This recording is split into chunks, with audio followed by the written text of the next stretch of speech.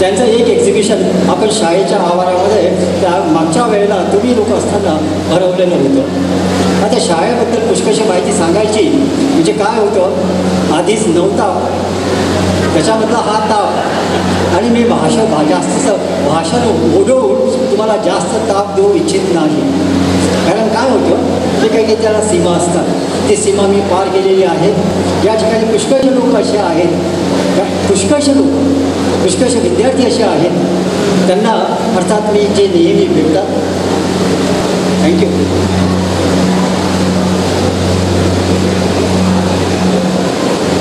हा आवाज जो आहे ना इतका छोटा आहे की मला ऐकूच आलेला नाही आहे. हे जे आजचा जो समारोह जो आहे हा पहिला आणि शेवटचा असावा का? हां, म्हणजे काय होतं की हा कार्यक्रम आपण पुन्हा पुन्हा करायला पाहिजे. पुन्हा पुन्हा म्हणजे किती वर्षांनी? दरवर्षी. Very good. तुम्ही सगळे तयार आहात? तयार आहात याच्याकरता एक छोटंसं काम मी तुम्हाला देऊ शकेन. वर्षाचा पहिला जो रविवार आहे कटाक्षाने, त्यावेळेला हे सगळेजण नागपूरला एकत्र येतात. एक मोठी टीम आहे बघा, तितकी मोठी नाही आहे जितकी तुमची आहे, 31 लोकांची. आमची टीम याच्या फक्त अर्धीच आहे. आणि हे सगळे जे लोक जे आहेत, इन्क्लुडिंग मिस्टर बावनकुळे, त्यानंतर mister Chavan, mister Walwankar, mister Agnihotri, mister S T Waghmare आहे त्याच्यामध्ये, आणि अलीकडे जॉईन झालेले जे आहेत मिस्टर तितरमारे आहेत, पसघरे आहेत, त्याच्यानंतर जगनाडे म्हणून आहेत, वाडीचा कारभार बघणारे PR जोशी आहेत. जी मंडळी त्या ठिकाणी भेटते आहेत त्यांच्या चेहऱ्यावरचं हास्य बघून अर्थात आम्हाला आयुष्याचा काही क्षण जो आहे की नाही आमचा वाढतो आहे असं मला वाटतं. जेव्हा जेव्हा आपण पुन्हा पुन्हा भेटतो आहे अनेक वर्षानंतर आणि जुन्या आठवणी घेऊन, तेव्हा आपल्या प्रत्येकाला निश्चितपणे काही ना काहीतरी ऊर्जा प्राप्त झालेली असते असं मला नक्की वाटतं. तुम्हाला ऊर्जा मिळते की नाही कोणाच माहिती, पण तुमच्या सगळ्यांकडे बघून आणि तुमच्या सगळ्यांच्या चेहऱ्यावरचा हास्य बघून मला मात्र नक्कीच ऊर्जा मिळालेली आहे. ज्या वेळेला मी रिटायर झालो आहे 1996मध्ये, त्यावेळेला अर्थात त्यावेळेपासून आतापर्यंत या ठिकाणी वर्षातून कमीत कमी मी 2 वेळा येतो. तुम्ही विचाराल सर कशा करता येता, तुम्हाला कोणी बोलावलेले नाही, काही नाही, कशाला चक्कर मारतात, पण मी स्वतः करताच येतो आहे. कारण माणसाला जे ऑक्सिजन पाहिजे असतं ते नागपूरमध्ये त्याची कमतरता फार आहे. म्हणून मला आता ऑक्सिजन मिळावं दरवर्षी, म्हणून वर्षातून 2 वेळा मी या ठिकाणी येतो आहे. ऑक्सिजन मिळतो आहे, त्याच्यामध्ये जिवंत राहण्याची, काहीतरी करण्याची क्षमता जी आहे ती माझी दरवर्षी वाढते आहे असं मला वाटायला लागलेलं आहे, आणि त्याच्यावरती मी जिवंत आहे. आणि या ठिकाणी अर्थात बरीचशी मंडळी अशी आहेत का ते कार्यक्रम आपण जेव्हा आयोजित करतो आहे, इव्हन ओल्ड टायमर्सचा, जेव्हा मी असतात पुष्कळसे आपल्या इथले जे विद्यार्थी आहेत पुण्याला पण आहेत, तुम्हाला विकास ढोले माहिती असेल, ढोले सरांचा मुलगा, तो पुण्याचा कार्यक्रम आयोजित करतो आहे बघा. He is an officer in the ordnance AFKमध्ये, ॲम्युनिशन फॅक्टरीमध्ये तो ऑफिसर आहे सध्या. आपल्या शाळेतला विद्यार्थी मराठी मीडियममधनं पास झालेला एक ऑर्डनन्स फॅक्टरीमध्ये एक ऑफिसर होतो आहे, ही अभिमानाची गोष्ट आहे. त्या ठिकाणी मागच्या वेळेला म्हणजे 2011मध्ये त्या ठिकाणी मी गेलो होतो. काही भेटी करता काही माझे बाकीचे मित्र आहेत, कुलकर्णी आहेत, बेले आहेत, हे आयएमचे लोक आहेत. तर त्यांच्याकडे जेव्हा मी गेलो त्यांना मी सांगितलं की सगळ्यांच्या घरी जाता येणं मला शक्य नाही आहे, तुम्ही एक काम करा, या त्यावेळेला वाघमारे सर जे आहेत PTI ज्यांनी त्यांची तब्येत आतापर्यंत चांगली ठेवू शकलेत. PTI सर आज असते तर मला बरं वाटलं असतं. त्यांच्यापासून मी स्वतः खूप शिकलो आहे ना. आणि त्या ठिकाणी पुण्याला गेल्यानंतर वाघमारे सरांच्या सोबत आम्ही त्या ठिकाणी एक मीटिंग घेतली.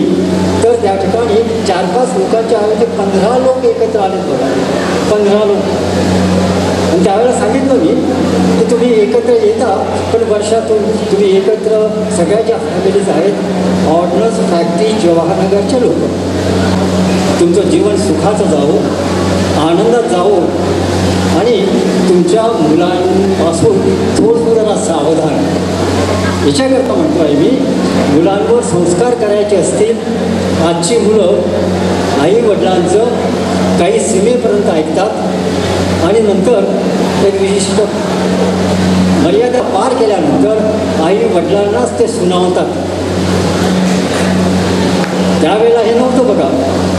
आपल्या आधीच्या काळामध्ये हे नव्हतं. मी तुमच्यापैकी पुष्कळांना कदाचित केननी मार दिला असेल, मला क्षमा कराल तुम्ही त्यावेळच्या याच्यामध्ये आहे की नाही. परंतु तो जो काळ जो आहे तो काळ आज नाही आहे, बदललेला आहे. कदाचित मी जर आज या शाळेचा हेडमास्टर किंवा प्रिन्सिपल असतो आणि मी माझा केन वापरला असता तर मला जेलमध्ये जावं लागलं असतं.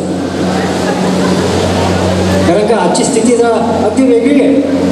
तुमच्यापैकी काही शिक्षिका आहेत, काही सायंटिस्ट आहेत, काही पोलीसमध्ये आहेत, काही वकील आहेत, काही निरनिराळ्या उद्योगधंद्यामध्ये आहेत, काही रिअल इस्टेटमध्ये आहे. निरनिराळ्या क्षेत्रामध्ये तुम्ही लोक कामं करता. तुमच्या आयुष्यामध्ये तुम्हाला यश लाभो आणि आपली भेट जी आहे वर्षातून कमीत कमी जवाहरनगरला म्हणा किंवा आणखी कुठे एकत्र व्हावी असं मला वाटतं.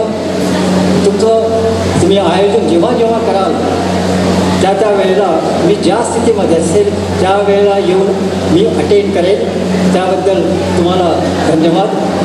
मी माझ्या मुलांना म्हणजे जी माझ्या ब्लड रिलेशनमध्ये आहे आज माझ्यासोबत माझा मोठा मुलगा जो आहे तो आशिष पण या ठिकाणी आलेला आहे. तो नागपूरला असतो.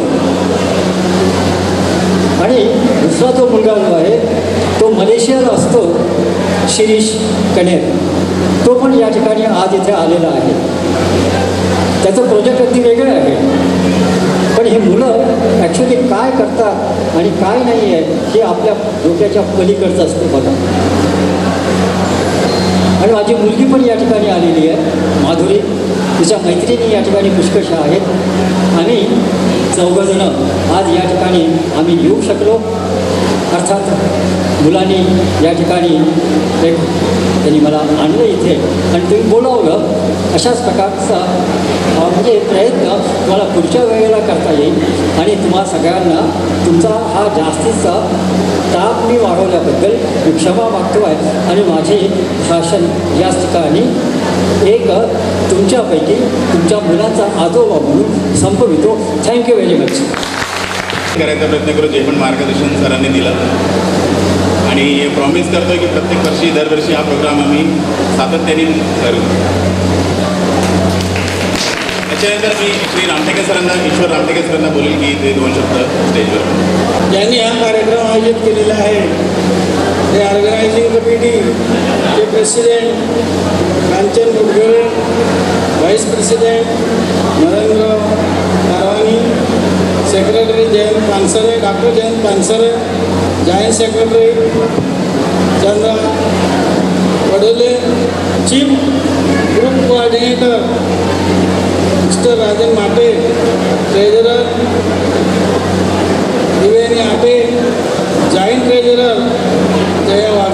स्किल डेवलपमेंट, कॉम्पिटिटिव एग्जामिनेशन और अप्रेंटिसशिप की जो परीक्षा है इसका मार्गदर्शन होना चाहिए. स्पोकन इंग्लिश, मैथ इनका मार्गदर्शन होना चाहिए. और स्पर्धात्मक जो परीक्षाएं हैं वो होना चाहिए. अभी का जो युग है वो कंपटीशन का युग है और कंपटीशन का युग होने का सर्वांगीण विकास होना चाहिए, all round development of the child. बच्चों का सर्वांगीण विकास जब होगा सभी फील्ड में, वो स्कूल आगे बढ़ती है। हमारे यहाँ डिजिटल फैसिलिटी नहीं है, डिजिटल प्रोजेक्टर और इंटरनेट की व्यवस्था नहीं है स्कूल में, और बहुत सारी कमियां हैं। इसके पहले हमारे यहाँ से डॉक्टर पानसर है, बहुत सारे जो माजी स्टूडेंट हैं अच्छे अच्छे पोस्ट पर हैं। उस वक्त सुविधा नहीं थी, मगर उस वक्त ऑर्डिनेंस प्रैक्टिस स्कूल, मंडरो स्कूल और समर्थ विद्यालय लाखनी, ये 3 स्कूल जानी मानी थी हमारे डिस्ट्रिक्ट में। उसके बाद में प्राइवेट स्कूल और इंग्लिश स्कूल आई, और उन लोगों ने बच्चों को प्रलोभन देके अपने अपने स्कूल में लेके जाना शुरू कर दिया। हमारे यहाँ के कॉलोनी के जो बच्चे हैं वो उसको प्रलोभन दे रहे हैं, 4,000-5,000 रुपये देके उसको खरीद लेते हैं। तो हमारे यहाँ कहाँ से बच्चे आएंगे? हमारे स्कूल में जाने आने, बच्चों को जाने आने की सुविधा नहीं है। जाने आने की सुविधा अगर करते हैं, मैं ये जो माजी स्टूडेंट से रिक्वेस्ट करूँगा कि हमारे जो विद्यालय है उसको आगे बढ़ने के लिए उन्होंने कुछ करना चाहिए। जैसे डिजिटल प्रोजेक्टर स्कूल को भेंट देना चाहिए, और जो भी उनसे बनता है वो काम करना चाहिए, तो हमारी स्कूल आगे बढ़ेंगी और वो जीवित रहेगी।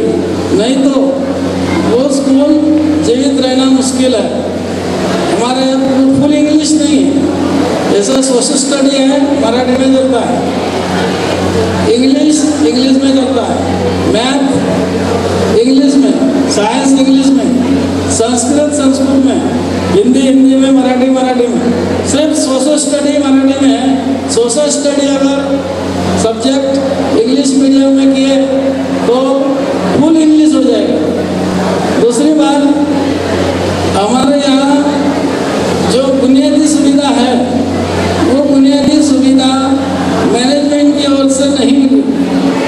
तो मैं चाहता हूँ कि हमारे जो माजी स्टूडेंट है, अगर वो स्कूल को डिजिटल प्रोजेक्टर और कुछ सुविधा बच्चों को प्रदान करते हैं, जिसका वजह से हमारी स्कूल बढ़ सकती है और वो जीवित रह सकती है। तो मेरी एक रिक्वेस्ट है आपसे कि ऐसा प्रोग्राम आप करते जाइए और स्कूल के बच्चों को इसका विकास डेवलपमेंट के लिए आपसे उम्मीद करते हैं कि आप बच्चों को कुछ बुक्स वगैरह भेंट दे सकते हैं या कुछ सुविधा दे सकते हैं। यह मैं आपसे रिक्वेस्ट करूँगा। ठीक है, धन्यवाद। आरटीला स्वागत करायला सणाचा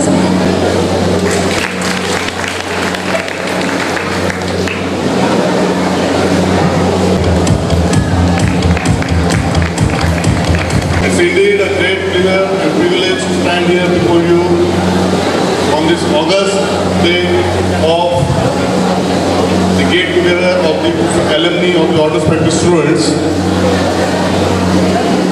जैसे आई वडिलांनंतर जर कोणी असेल तर शिक्षक. And where do we stand today? What are we are today?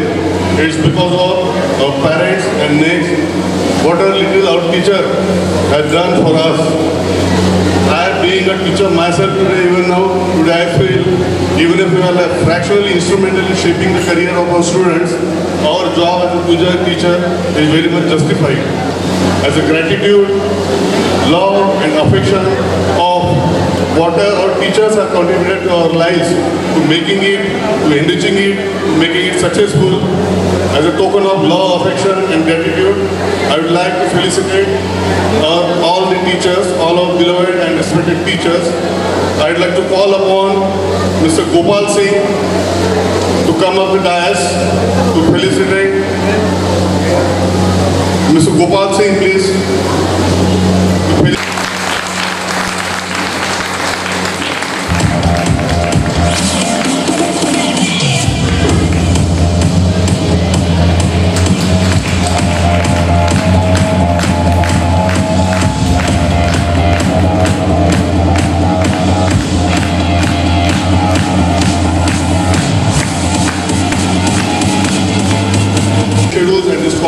summer heat made it today to attend this program.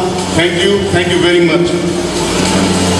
Now I would like to invite Mr. Ajay Suroshe, who have come all the way from Pune to attend this program. Thank you, Mr. Ajay. I would like to request you to felicitate Sri Bhavika sir.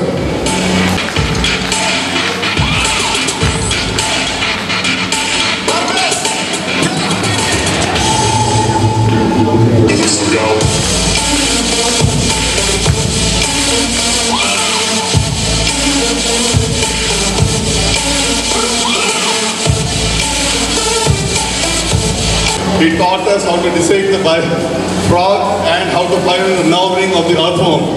Sri Bhavika sir. Now request Mr. Ravi Rudrakar, who have come from Amravati, to felicitate Timgare sir. All right.